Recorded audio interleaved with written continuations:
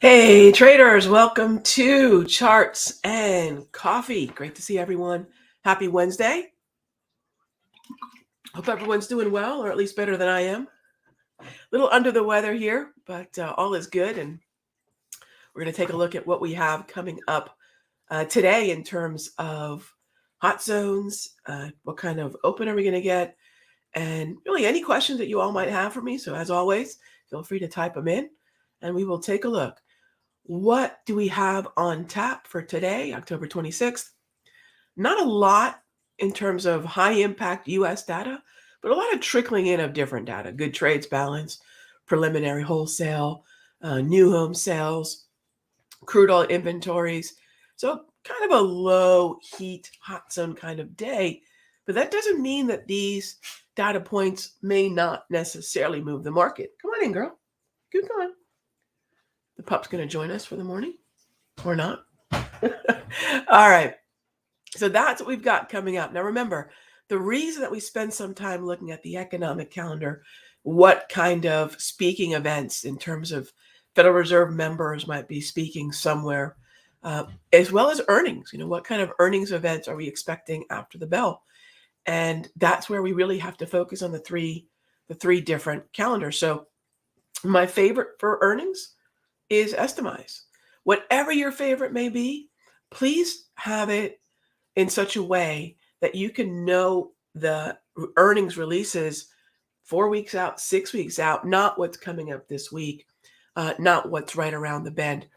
And this way you can take advantage of sometimes the ramp up or all the movement before earnings, which oftentimes are actually better setups than actually trading the volatility of the release. Okay. So we got that out of the way. All right. As always, let's just jump into those questions. That's what's on my mind this morning. And first up. All right. Alex, good morning. Following up on my comment yesterday about the hourly price movement ranges, sure. If I see all three graph colors, so red, blue, and green, in a 30-minute window on a 5-minute, you avoid day trading.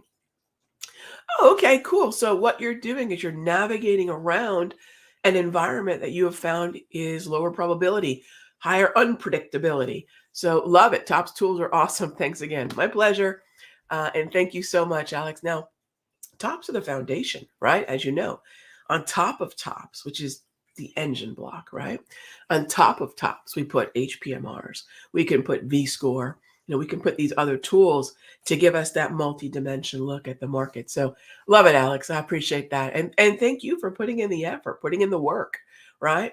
I can hand the tools over to folks, but at the end of the day, it's you all that are putting in the effort. All right, Bot says I sound terrible. Really, Bot? I'm trying to sound as unterrible as possible. The only thing that's a new thing this morning is my eyes are watering now. So good times. I was joking with my husband. He said, "Are you going to trade this morning?" I said, "Yeah." I said, "I didn't feel well Monday either. And we went 4 for 4. So the tools are good enough. I can't screw it up even with a fever." All right. So next up, Dale, good morning. Do I have the replay link from last night's presentation? I don't. Dale, I finished up that webinar and went straight to bed. I'm sure for those of you that registered, it will be sent out. We'll get that out to you. I don't have it. Maybe the bot does, and she'll send it through. But I don't have it. All right. But thank you for asking. It's not ready yet. Okay. So Dale, look for it today, later on today.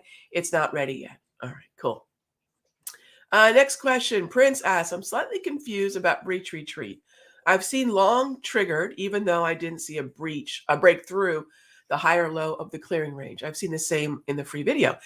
So Prince, take a look. Well, let me see if I've got it here. Let me show you what you can check on that.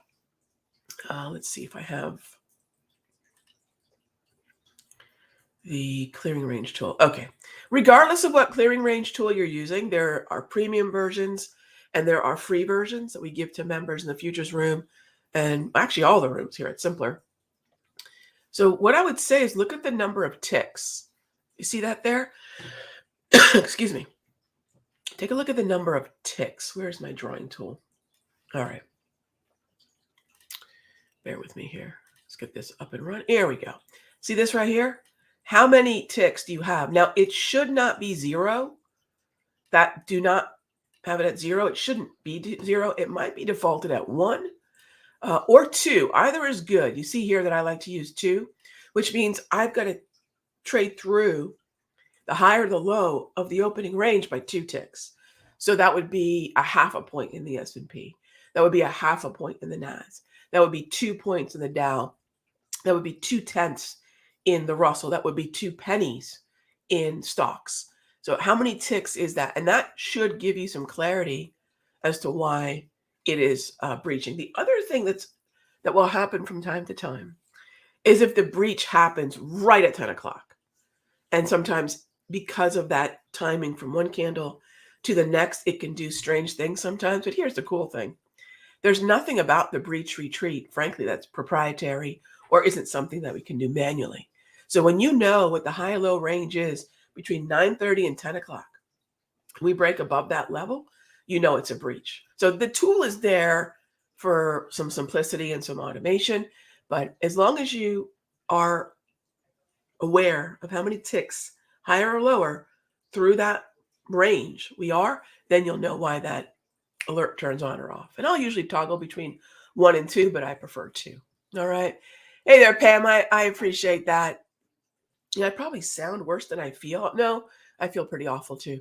But, here's the cool thing about trading essentially from home. Uh, I'm going to day trade for about an hour. I've noticed I've got a good hour's worth of energy before I need to go lay down. My tools automate everything for me. I've got a pattern and a process. And so what better way? Yeah, what better way to just put these things to work than say, hey, if I can trade with a flu or whatever I've got, and if you're feeling well, imagine how well you can trade. Thank you, though. Thank you, everybody. I must sound awful, shouldn't I? All right. Gang, I love trading. I love doing this. It's hard to get me to stop. I get to do what I love and talk to people who love doing it too.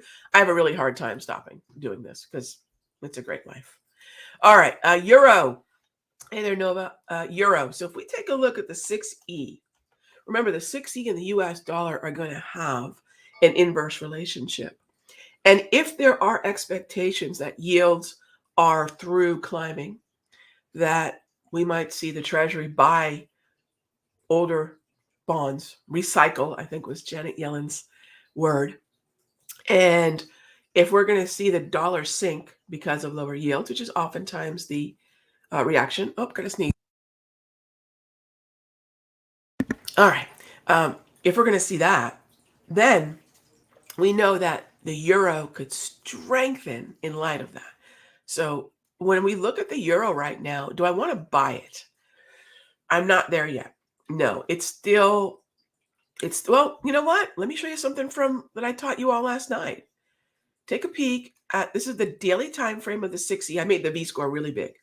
So the first thing a lot of you are going to notice is, Rog, we're at least neutral in the trend right now. Okay. Number one. Number two, where is the resistance on the V score? And it's just in front of the -1 standard deviation. Okay, cool. Let me look how long you've been stuck below that level.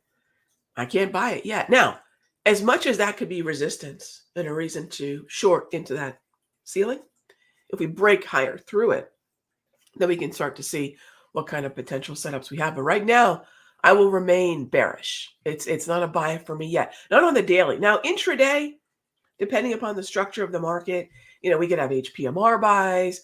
We could have Darvis, V-score, oversold stochastics. We can have all sorts of buys intraday. We'll just take that as it comes. But on the end of day chart, I'm still a bear. So thank you for the question. All right, next up is, let's see. Can I explain the GDP? It's just so I keep things really simple. I'm not an expert on macro, but what I am an expert in is the rate of change of anything. Rate of change of price, rate of change of sentiment, momentum, trends. What is rate of change? It's just a fancy way of saying, is there a trend? And then which way is the trend going? All I want to know, let's do this here. All I want to know is what is the rate of change of that data? Is the trend going higher or lower? So here's your 830 growth rate, durable goods, price index. Pick whichever one you want, even jobless claims. And you can pull up a chart. You can do this on trading economics. You can do this on Forex Factory and just look at the trend. If there even is one, look at the trend.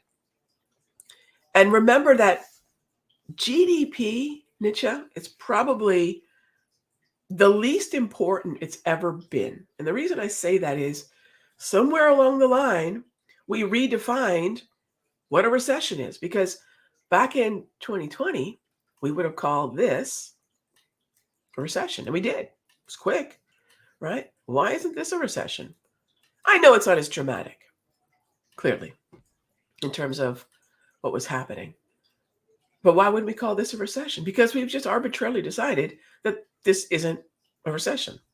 So if we have redefined what GDP, two sequential quarters of negative GDP growth, if we redefine what recession is, to me, recession is not even a conversation that I'm going to put a lot of credibility in, because the measuring stick is whoosh, thrown out the window.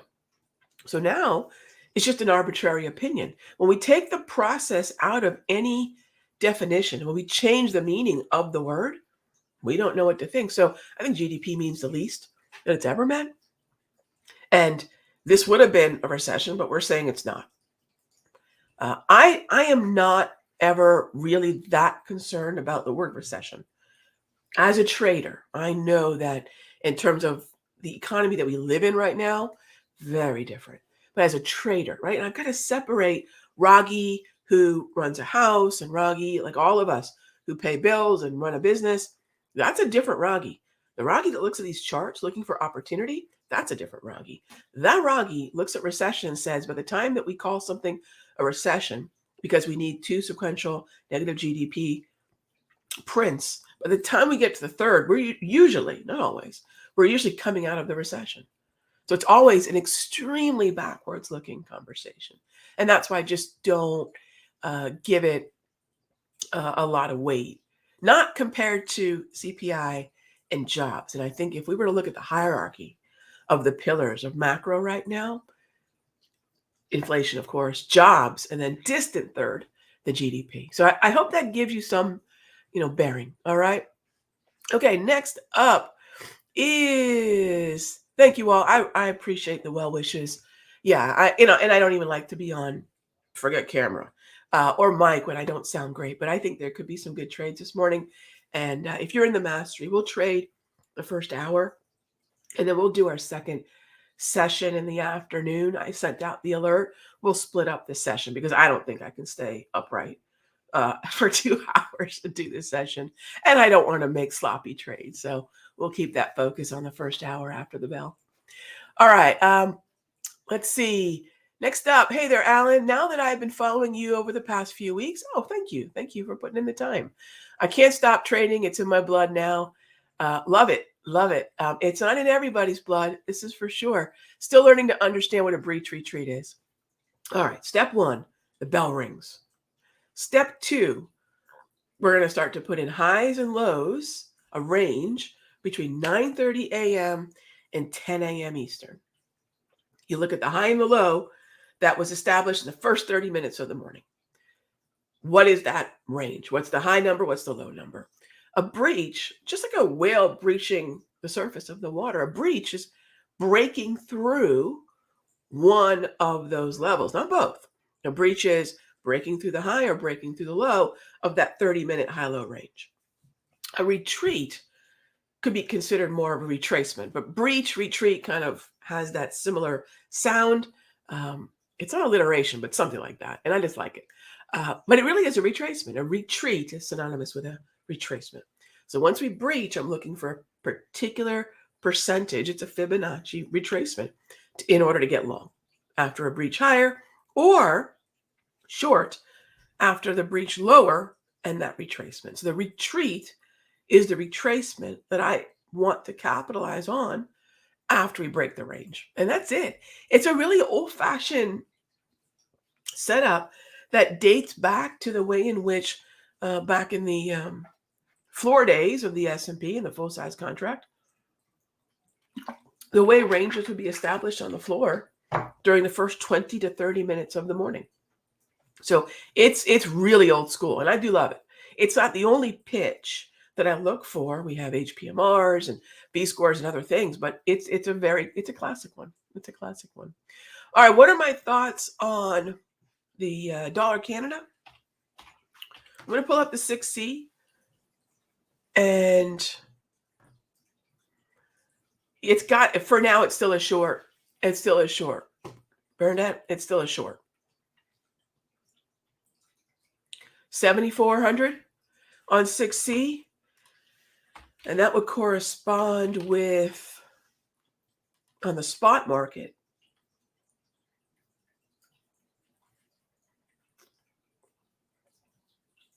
the 135 handle. Yeah, that's what I would look at. And then why is it inverse? For those of you wondering, why is it a buy on the dollar Canada and a short on the 6C? It's the order in which the currencies are quoted in each. So in the futures, it's Canadian dollar versus US dollar. In the Forex, the spot market, it's US dollar versus Canadian dollar. So they look inverse to one another because the order in which they're being quoted is different. This is being quoted in dollars. Whatever the first currency is, this is being quoted in dollars. In the 6C, it's really focused on the loonie, the Canadian dollar, the loonie. So I hope that makes sense. And yeah, that's what I would look at. Great question. I think it's looking more like a short from a conservative level than it has in a while. But remember, gang, if we are seeing the sentiment slowly, and I say if, gang, I'm not here to say this is what the markets are going to do. I tweeted on my Twitter account just the other day. And it's kind of, I meant to be funny, but not, right? Here it is. Fun fact. I don't know where price is going to go next, and I'm not going to pretend like I do. We play probabilities, right? The thing that we want to consider in terms of the probabilities of where the US dollar versus Canadian dollar can go next is going to be twofold. What's next for crude oil? Stronger crude oil will help strengthen the Canadian dollar. And what's next for the US dollar? Do we really have a less hawkish sentiment making its way through the market? Hence, it would strengthen euro and weaken dollar. So we're in an interesting state of flux here. So keep that in mind. All right, next up. How are we doing on time? All right, we're good. How do you predict or estimate if a gap will close or keep going? So Gurmeet, cool question. It's always a setup. So predicting, I cannot see the future. I wish I could sometimes. Maybe we don't want to know. What I'll always do is look at the first 5 minutes after the bell. Some traders will look at the first 1 or 3 minutes. I use that longer range. And I'm going to look to see really a breach. Is there a breach of the range after the bell rings within the first 3 to 5 minutes? That's probably the most popular. Again, I used 5. So if we're going to close a gap, we gap open, up or down, whatever it may be. And then I look at the way price action behaves between 9:30 and 9:35 Eastern. If we're going to close the gap, that's going to be the direction of the breach. And that's how I measure it. Is there any way to guarantee a breach close? Do breaches have to close that day? No and no. Breaches do not have to close, or I should say gaps, do not have to close the same day. Sometimes they will. And then they will move in that direction once we take out that 5-minute range. So that's the way I'll look at it. I'll look at a 5-minute high-low range. All right. Siba says, take it one for the team. I'll tell you what, my friend, I hope I'm pronouncing your name right, Siba. I get to wake up, pull some money out of thin air for the market possibly, and then go to bed. I don't know. I'm not feeling well, but that's a pretty darn good life to me. What did you do today? Well, I got to talk to a bunch of people. I love the market. Then I'm going to go trade for about an hour, make some money, make some more. I'm drinking some tea today. Yes, I have to confess, this is not charts and coffee this morning. It's charts and tea. Make a little bit more tea and rest. hard to complain, right? It's really hard to complain. So again, thank you all. Thank you all for being a part of our Caffeinate and Dominate crew. And I will see you tomorrow. Be good to each other.